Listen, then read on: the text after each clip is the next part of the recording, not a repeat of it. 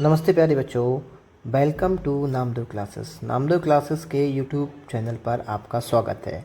आज हम डिस्कस करेंगे मल्हार पाठ पुस्तक के पाठ 4 हार की जीत, जो एक बहुत ही अच्छी कहानी है और इसको लिखा है सुदर्शन जी ने। किसको लिखा है? इस हार की जीत कहानी को लिखा है सुदर्शन ने। चलो हम स्टार्ट करते हैं हमारी पाठ्य पुस्तक के चैप्टर 4 हार की जीत के शब्दार्थ से। तो प्यारे बच्चों, हमारा पहला शब्दार्थ होने वाला है अर्पण। अर्पण मतलब होता है आदर पूर्वक किसी चीज़ को देना। अर्पण मतलब क्या होता है? किसी चीज़ को आदर पूर्वक दे देना, है ना। अपन कहते नहीं कि हमने इतनी राशि अर्पण कर दी, है ना, तो इतनी राशि हमने किसी को दे दी, इतना पैसा अर्पण कर दिया, है ना। तो मंदिरों में इतना दान अर्पण हुआ है, मतलब आदर पूर्वक दिया है ना। नेक्स्ट है हमारा असबाब। असबाब मतलब होता है प्यारे बच्चों आवश्यक सामान।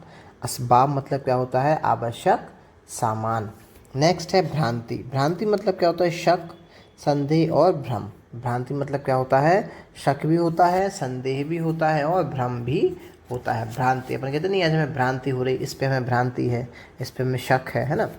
नेक्स्ट है इलाका। इलाका मतलब होता है क्षेत्र। इलाका मतलब क्या होता है प्यारे बच्चों? क्षेत्र, ठीक है।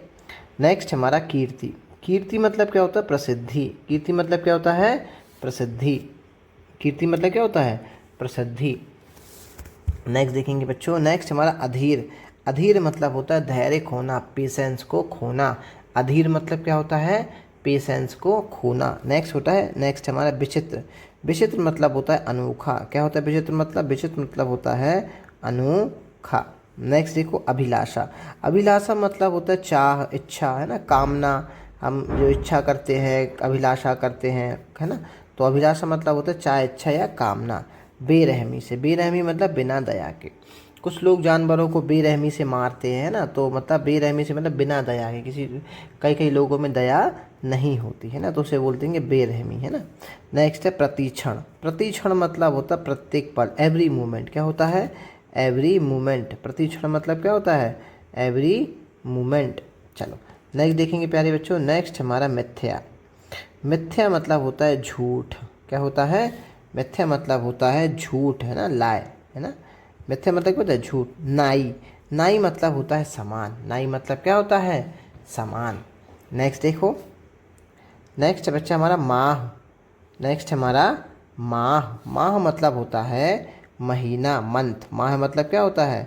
मंथ। कंगला। कंगला मतलब क्या होता है प्यारे बच्चों? कंगला मतलब होता है गरीब, पुअर, है ना।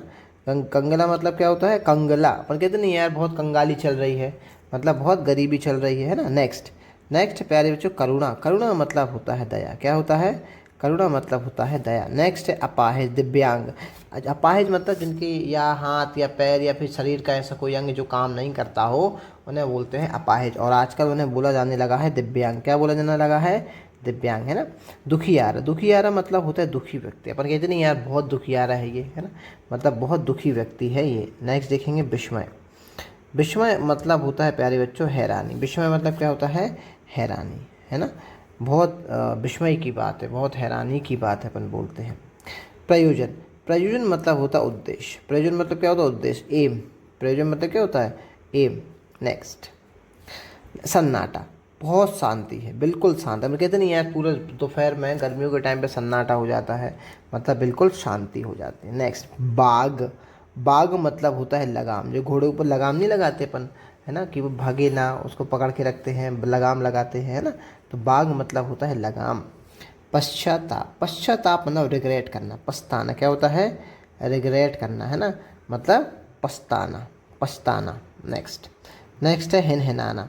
तो हिनहिनाना तो बेसिकली ये एक साउंड है, और ये किसका साउंड है? घोड़े की आवाज़, है ना, घोड़े की वॉइस है हिनहिनाना। परस्पर। परस्पर मतलब होता है आपस में। आपस में निपटा लो यार। आप दो बच्चे लड़ाई कर रहे थे तो टीचर से तो दोनों बच्चों ने कंप्लेन करी कि सर इस मेरी इसने पेंसिल ले ली, सर मेरी इसने पेन ले लिया। तो सर ने बोला कि दोनों आपस में उसको निपटा लो, है ना, परस्पर दोनों देख लो किसका क्या है। ओके चलो, अब हम डिस्कस करने वाले हैं एमसीक्यूज़ पर, है ना। एमसीक्यूज़ तो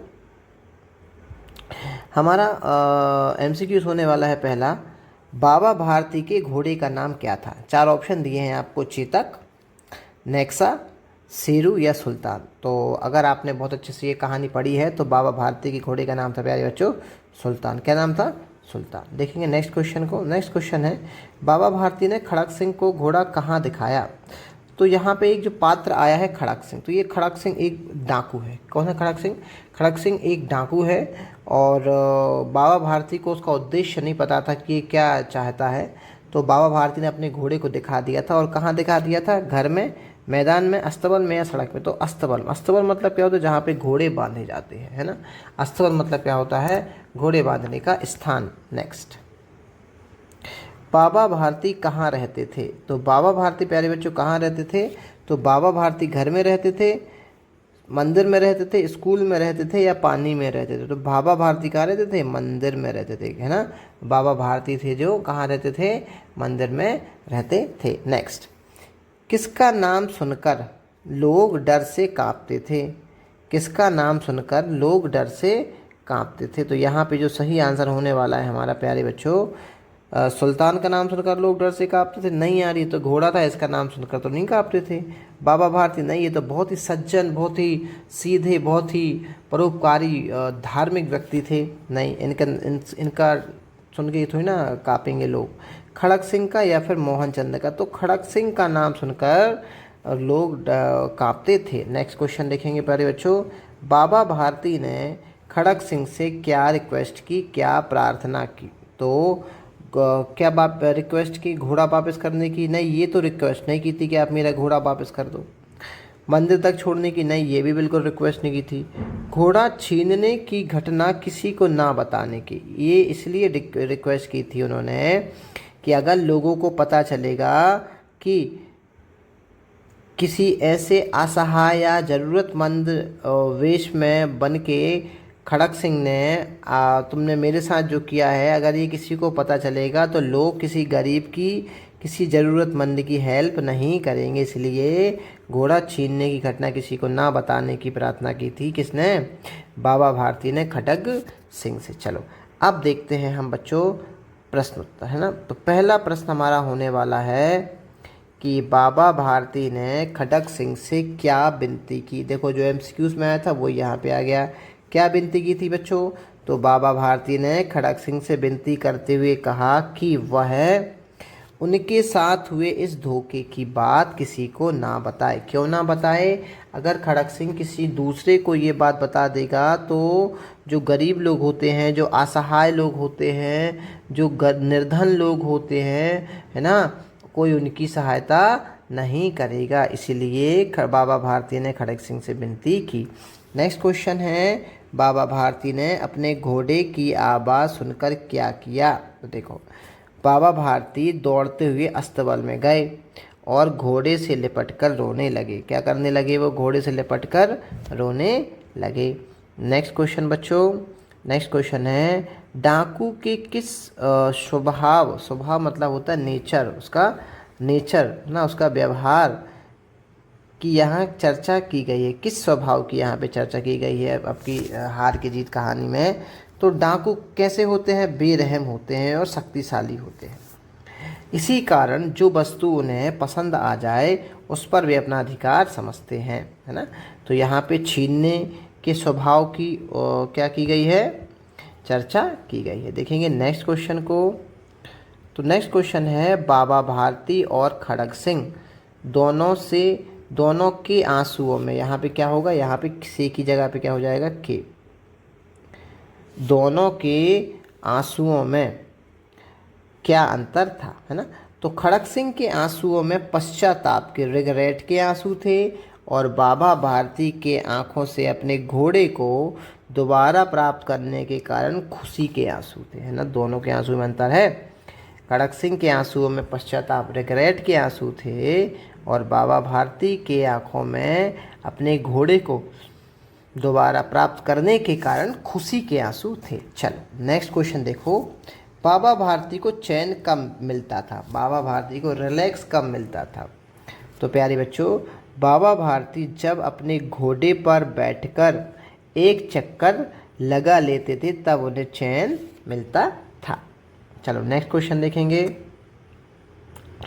खड़क सिंह बाबा भारती के पास क्या इच्छा लेकर उपस्थित हुआ। तो खड़ग सिंह जो था वो डाकू था, मैंने बताया है आपको। खड़ग सिंह डाकू है और वो बाबा भारती के पास क्या इच्छा लेके आया था, देखो। तो खड़ग सिंह बाबा भारती के घोड़े को देखने की अभिलाषा, अभिलाषा मतलब होता है चाह, है ना, कामना, ये चाह कामना लेकर आया था कि मैं घोड़ा को केवल देख लूं। खड़ग सिंह बाबा भारती के घोड़े को देखने की अभिलाषा लेकर उपस्थित हुआ। देखेंगे नेक्स्ट क्वेश्चन को प्यारे बच्चों। तो बाबा भारती को अपाहिज, अपाहिज अभी मैंने बताया था, जो दिव्यांग होते हैं, जो मतलब जिनके हाथ पैर या ठीक ढंग से काम नहीं करते, उन्हें हम अपाहिज बोलते हैं, कब और कहाँ मिला। तो बाबा भारती जब अपने घोड़े पर बैठकर घूमने जा रहे थे तो उन्हें रास्ते में एक अपाहिज मिला था। चलो देखेंगे नेक्स्ट क्वेश्चन को बच्चों। बाबा भारती ने डाकू खड़ग सिंह, बाबा भारती ने डाकू खड़ग सिंह को कौन सा वचन दिया। तो बाबा भारती ने खड़ग सिंह से वचन लिया कि एक अपाहिज, दीन, गरीब, बेसहारा बनकर, ये जो तीनों शब्द हैं ना, ये कमज़ोर के लिए यूज़ होते हैं, जो कमज़ोर होते हैं ना, जो दुर्बल होते हैं। दुर्बल मतलब क्या होता है, जो जिनके पास धन नहीं होता, पैसा नहीं होता, बेचारे गरीब होते, ये उनके लिए शब्द आए हैं ना। तो बाबा भारती ने खड़ग सिंह से वचन लिया कि एक अपाहिज, अपाहिज मतलब जिसके हाथ पैर या शरीर का कोई भी अंग जो काम ठीक ढंग से ना करता, उन्हें अपाहिज बोलते हैं। तो दीन, गरीब, बेसहारा बनकर जिस प्रकार उसने उनका घोड़ा छीना है, उसे वह किसी को ना बताए। क्या कह रहे हैं, उसे वह किसी को ना बताए। यदि लोगों को यह घटना पता चल जाएगी तो कोई भी किसी ज़रूरतमंद या बेसहारा लोगों की हेल्प, मदद नहीं करेगा। चलो देखते हैं नेक्स्ट क्वेश्चन को बच्चों। यदि प्यारे बच्चों आपको इस कहानी का कोई शीर्षक देना हो, कोई कहानी का दूसरा सेकंड नाम, अन्य नाम देना हो, अगर आपको इस कहानी का कोई अन्य नाम देना हो तो आप क्या नाम देना चाहोगे। तो इस कहानी का एक और नाम हो सकता है हृदय परिवर्तन। किसका हृदय परिवर्तन हो गया था, डाकू खड़ग सिंह का हृदय परिवर्तन। इसलिए इस चैप्टर का एक और नाम क्या हो सकता है, हृदय परिवर्तन। देखेंगे नेक्स्ट क्वेश्चन और लास्ट क्वेश्चन को। तो बाबा भारती के कोई 5 गुण को आपको लिखना है। तो बाबा भारती के 5 गुण क्या क्या हो सकते हैं। एक तो बहुत दयालु थे, है ना। दयालु कैसे समझ में आया कि उनने तुरंत अपाहिज को देखा, है ना, एक अपाहिज को देखा, भले ही अपाहिज डाकू खड़ग सिंह था, लेकिन उन्होंने उसकी हेल्प करने के लिए वो रुके। दूसरा परोपकारी थे। तो परोपकारी कैसे समझ में आता है कि परोपकारी थे। परोपकारी ऐसे समझ में आता है कि उन्होंने अपना घर बार छोड़ के मंदिर में रहने लगे थे और वहीं पे सब कुछ उन्होंने अपना, बाकी सब कुछ अपना दान दे दिया था। समाज सुधारक थे। समाज सुधारक थे मतलब सोशल एक्टिविस्ट थे वो, है ना, सोशल वर्कर थे, बिल्कुल सोशल वर्कर दिखता है उनकी उसमें। नेक्स्ट सादगी, सादगी पसंद है जीवन, मतलब सिंपल लाइफ जीते थे। ऐसा कोई दिखावे की लाइफ तो वो जीते नहीं थे ना, सिंपल लाइफ जीते थे। और भगवत भक्त थे, मतलब मंदिर में जाके वो क्या करते थे, भगवान की पूजा करते थे। इसलिए बाबा भारती के ये 5 गुण मैंने आपको बताए हैं। कौन कौन से, दयालु थे, परोपकारी थे, समाज सुधारक थे, सादगी पसंद जीवन जीते थे और भगवान जी की पूजा करते थे। तो ये है हमारे आज के को बहुत इम्पोर्टेंट क्वेश्चन जो मैंने आपको बताया। अगर आपको वीडियो अच्छा लगता है प्यारे बच्चों, अगर आपको वीडियो अच्छा लगता है तो चैनल को आप सब्सक्राइब कर सकते हैं तथा चैनल आप वीडियो को लाइक भी कर सकते हैं। धन्यवाद।